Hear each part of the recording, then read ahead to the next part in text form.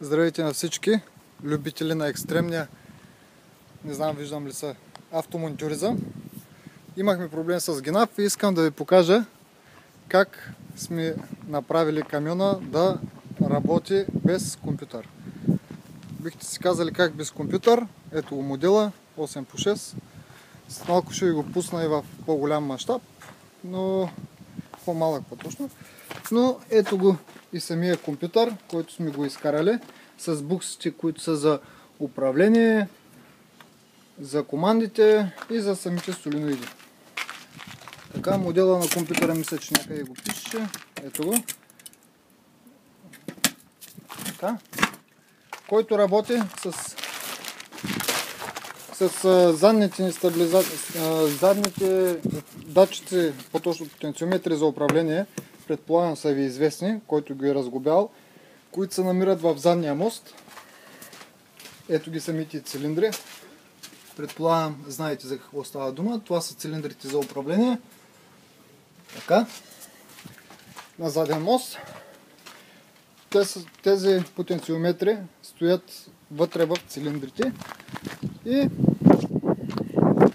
предният потенциометър, от който взима управлението, е ето този, който се намира под кабината на камиона и взима управление от щангите на предния мост.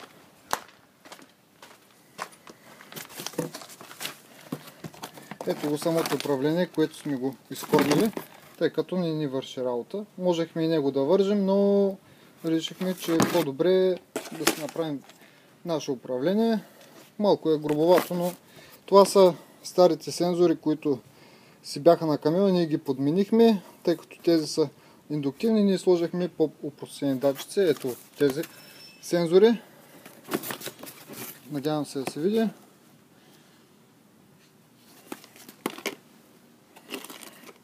Така. Сензорите са упростен вид. На магнити работят, когато приближи желязо, не знам някой знае ли за какво става дума, когато приближи желязо и отваря или затваря. Упростен вид. Така, начина на свързване на самите бутилки. Ето го. Ето ги самите сензори, както съм ги направил в капачка съм ги сложил. Пробил съм дупка, която е на самият предпазител на цилиндъра. Първи, втори и трети сензор, от които взимам управлението и самата позиция. Когато ми е в средното положение изключва, когато стигне, мога да го дам нагоре, надолу, това си взима управлението нагоре и надолу. Самата схема, мисля, че някой тук не бях писал. Начин на свързване на самите сензори. Да, ето е. Начин на свързване на самите сензори. Първи, втори, трети. Тук е към релета, които отиват към самите соленоиди. И да ви покажа начин на действие след малко. Така, ето го и самия джойстик. Ето. Така сме си го направили ни. По-простен вид. Ето го и ето ги и самите старите букси, които са към компютъра, които естествено не ги ползваме. От тях някои неща ползваме, като сме взели информация от датчици и тези, където отиват към соленоидите. Сега ще ви отворя и кутията. Така, малко ще ви забавя. Което ние му казваме нашия си компютър.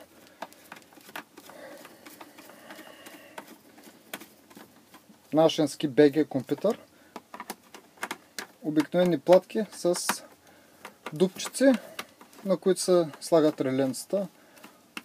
Към всяко реле естествено има диодчетата, които да не връщат импулси към самите купонзи тези, тъй като минава и през тях тук. Еднопосочни практически, който електротехник, предполагам, е по-запознат. Аз не съм. Долу-горе само някакви работи. Това е блокчето ми, мини блокчето за управление на задния мост. Така, момент само да го фокусирам. Това е. От ето това малко блокче ми управлява задния мост. Всичко друго се управлява от ето тези платчици. Предимно са релета, диодчета, които светват според това дали се движи камиона нагоре или надолу. Това е за нас, за проверка, да знаем кое реле работи или не работи. Или къде отива ток или не отива ток. Тези са диодите, които ви казах, които не връщат, когато подадете ток, не връщат в таблото, естествено да изгори или нещо да се претовари системата. И да ви направя демонстрация на самия камион. Оставям таблетчето, за да ви покажа, не знам дали ще се чува, но да ви покажа как работи, по-точно, ако мога, да ви го запаля и да демонстрирам, като натискам копчетата, как работи.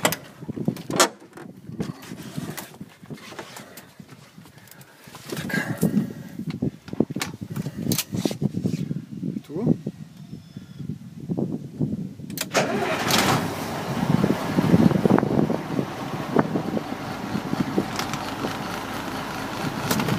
Ето ви го и куплунга за управление, който ние сме си го направили. От тук сме изкарвали диодчета. Те са също от самите соленоиди идват. Според това, кое диодче свети, това не е соленоид за централната помпа, което включва или изключва помпата. Това е за задния мост, преден мост, предпоследен мост и последен мост. Това е за... Мисля, че беше за... Сега ще ви кажа. Да, това е за нагоре, това е за надолу.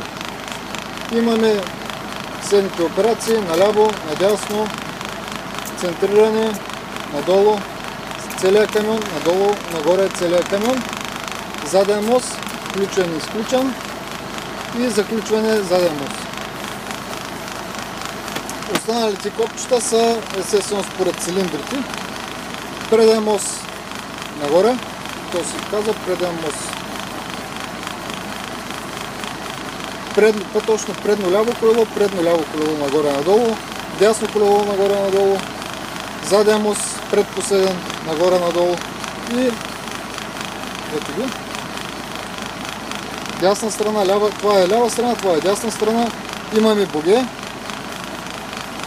Значи това е нагоре богето, това е надолу богето. И според това дали ще го дигаме или ще го пускаме, сме си направили комбинацията от копчета. Така, ето го центрирането. Според това, дали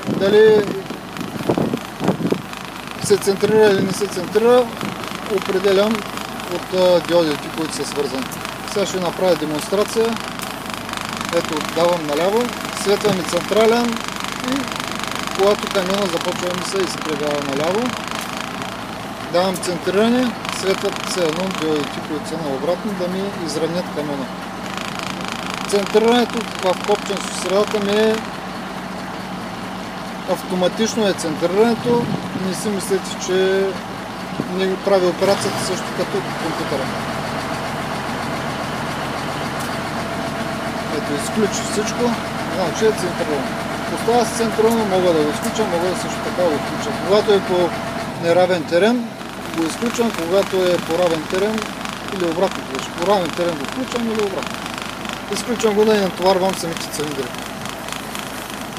Да. Мога да ви демонстрирам от място задния мост как работи. Ето, включвам го. Когато започна леко да завивам, светва или изгасва.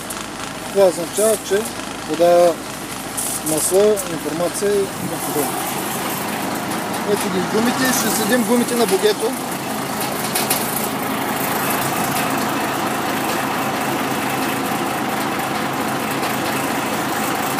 Започвам да завивам наляво.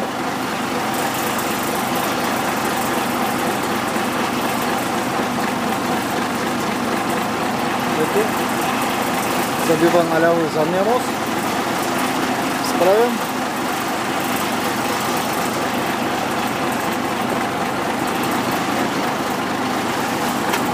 Изправя се и той. Завива надясно. Задния мост той завива надясно.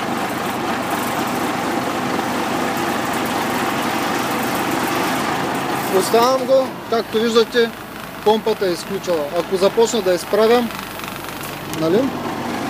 Да изправям задния мост, тя естествено пак ще се включи, когато стигне в положението централното.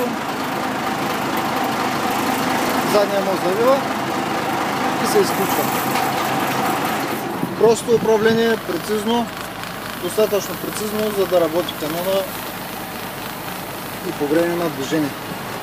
Да ви направя демонстрация на самите джойстици, както ви казах преди малко, за наляво, надясно, наклоните. Така.